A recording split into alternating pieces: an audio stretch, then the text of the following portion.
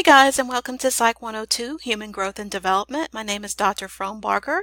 You can call me Dr. P though, and I'm going to be your instructor for the course. So I wanted to just create a brief video, not only to welcome you guys, but also to point out some of the basics of the course and how it's organized. I'll try to make this brief, and I know that I've said that on other videos at this point, and it hasn't worked out that way, but I'm really going to try my best this time. So very quickly, you'll notice that we've got several open forums. The first is for general news and announcements, so that's an area you'll definitely want to pay special attention to, because if there are general information related updates, I will post those there for the benefit of the class.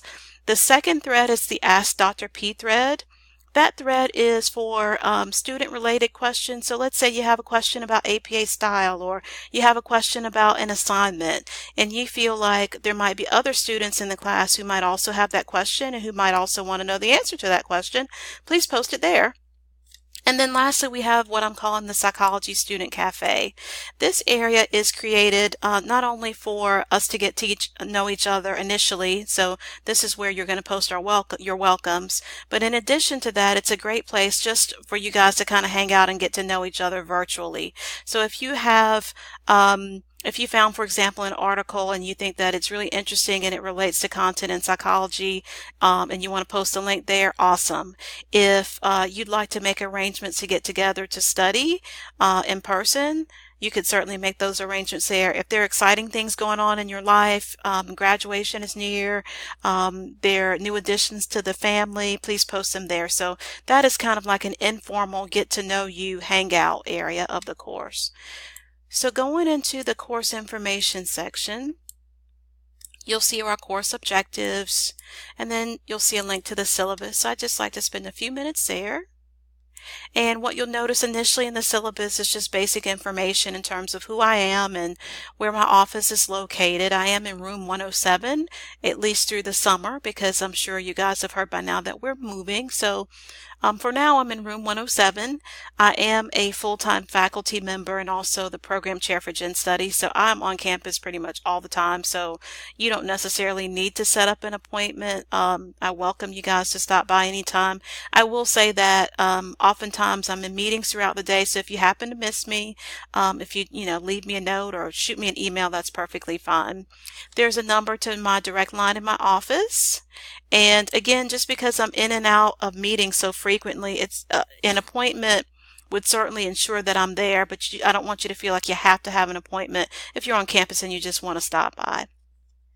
In terms of communication, generally speaking, I try to respond within 24 hours Monday through Friday, so not including weekends and holidays.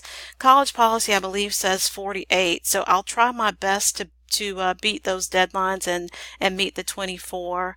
But generally speaking, if you haven't heard from me within 24 hours, maybe just wait a couple hours. Some days are a little busier than others. I might be out sick, etc., etc. So in terms of the course description, literally we're going to start with conception and we're going to end at death. So it is a full lifespan development course, and we will look at developmental changes from a physical standpoint, a psychosocial or emotional social standpoint, and then of course an intellectual or cognitive standpoint as well. We don't have any prerequisites or co-requisites to be concerned about. And then in terms of the book, you'll notice that we do not use an access code for this course. So as long as you have a copy of the 6th edition, which is the most current edition of Sandrock's Essentials, it's important that you get the Essentials of Lifespan Development, you are fine. So you need a book. And there's our book information.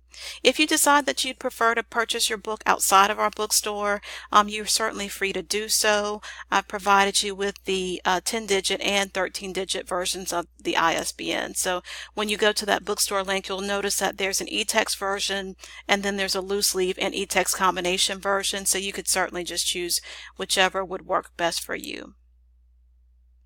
So of course this is an online course, and as such there will be some basic technology requirements. So obviously you need a computer and reliable internet access. Your exams will be proctored, which means that you'll need a webcam. So they're proctored in the sense that basically that just ensures the integrity of our testing process. It helps ensure that you are indeed the person taking the exam and that you're not receiving any type of assistance. So in order to do that online proctoring, you do need a web camera. The next section looks at course expectations and my general philosophy. I'll let you read that at your leisure because again, I'm trying to keep my videos succinct, we'll say. Okay, so in terms of how you'll be graded, you'll have 1, 2, 3, 4 exams. Collectively, those will be 40%. Each one will be 10%. You'll have weekly quizzes. Those are 30%. You'll also have weekly discussion questions. Those collectively are 20%. And then you'll have a paper that's 10%. And I need to update this PDF. It's actually not going to be a movie analysis. It's going to be an application of developmental theory to your own life. I thought that would be a little more meaningful. So I'll have that updated once I return to the office in the morning. So in terms of the exam grading policy, generally speaking, your exams are going to follow a multiple choice format. So let's say hypothetically you had questions about an exam question and you wanted some additional clarification. Feel free to ask me any questions you might have related to those. We are taking exams in an online proctored environment, so I think many issues can be avoided just by making sure that we have reliable equipment and reliable internet connections. Because if you're in the middle of an online exam and your internet goes out, you're only going to have one attempt to take the exam, and that could potentially lead to issues. If something really strange happens, though, if you would let me know as soon as you possibly could, shoot me an email, at least so there's documentation that says, okay, you were, at least trying to get your work completed, and then something outside of your control happened. Again, I'll do my best to work with you on that. In terms of makeups and late work, generally speaking, I only accept late assignments if there are extenuating circumstances. And generally speaking, I say that lack of planning is not an extenuating circumstance. So that would mean, for example, if something outside of your control happens, like, you're sick or your child is sick, or there's an extenuating circumstance in the family, there's death in the family, any number of things could potentially happen. If at all possible, if you would let me know in advance, I'll do my best to work with you. So for example, let's say that you're planning to travel out of the country and you're going to need to take exam 3 a little bit early, or you need to take your final a little bit early. It would be great if you would let me know that in advance so that we can make appropriate arrangements.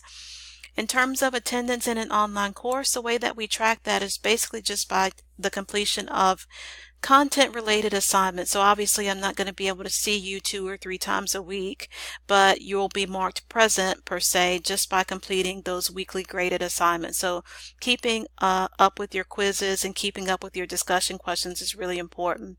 Particularly during the first week of the course, it's important that you engage academically, which means that you need to complete some type of content-related assignment, because that's what lets us know that you're planning on participating in the class.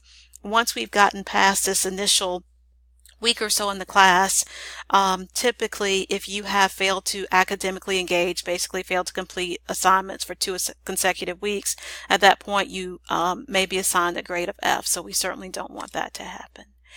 Lastly is just a quick version of a calendar which lets you know which content areas we will be covering during each week. So what I tried to do is, because there are a lot of chapters in this course, is we start off kind of easing into it, so to speak, with some basic introductory material, some of the biological information related to development, and then we kind of double up. And I don't want you to be afraid when I say double up, because basically we're not going to cover every single thing in every single chapter, but we'll try to hit the highlights. So I've tried to group them according to the age range. So for example, in week 3, we'll be talking about infancy, so all things related to infancy. And then the week after that, we'll be talking about early childhood and so on and so forth. So what you'll notice is there's some reading. I tried to drill down into the specifics of what pages need to be read. There'll be a discussion question, and then you'll have a quiz. So every week you can kind of expect about the same thing. So I'm going to go back to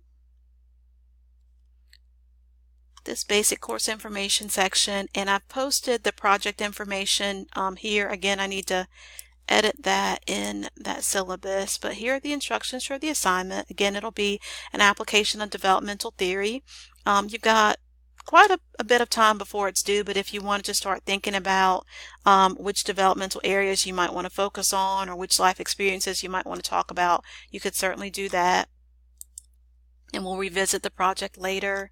There's also a rubric or scoring guide to let you know how you'll be graded, and it's pretty specific. So that, ladies and gentlemen, is those are the nuts and bolts of the course.